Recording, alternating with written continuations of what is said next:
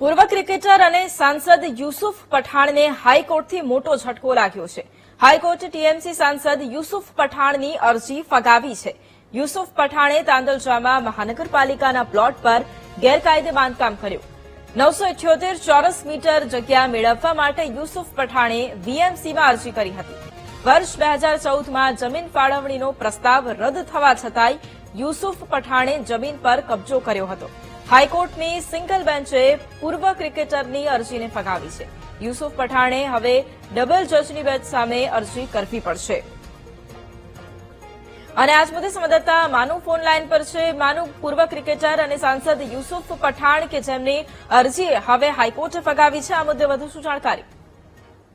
વૈભવી, યુસુફ પઠાણે કોર્પોરેશનનો પ્લોટ છે અને એ જમીન પચાવી પાડી છે। કાજરદા વિસ્તારમાં પાલિકાનો પ્લોટ છે અને 978 ચોરસ મીટર જમીન છે કોર્પોરેશનની છે।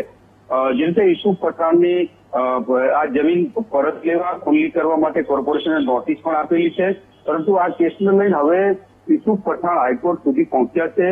સિંગલ બેચમાં અરજી કરી હતી, પરંતુ સિંગલ બેચે આ અરજી છે પાછી મોકલી છે, ફગાવી દીધી છે। હવે યુસુફ પઠાણ ડબલ બેચની જે જજની બેચ છે તેમાં જવાના છે અને ત્યાં એમને અરજી દાખલ કરી છે। પોતે આ કિંમત જમીન લેવા માંગી રહ્યા છે, પરંતુ કોર્ટે કડક વલણ અપનાવ્યું કે તમે સેલિબ્રિટી હોવ કે પ્રતિષ્ઠિત વ્યક્તિ હોવ, સરકારી જમીન આવી રીતે પચાવી ન શકાય, તેને ખરીદી ન લઈ શકાય। એટલે હવે ડબલ બેચની જે સમસ્યા કેસ રજૂ કરવામાં આવ્યો છે। હવે જોવાનું એ રહ્યું કે ડબલ બેચ કયા પ્રકારે ચુકાદો આપે છે। જી બિલકુલ, આભાર માનું તમામ જાણકારી માટે।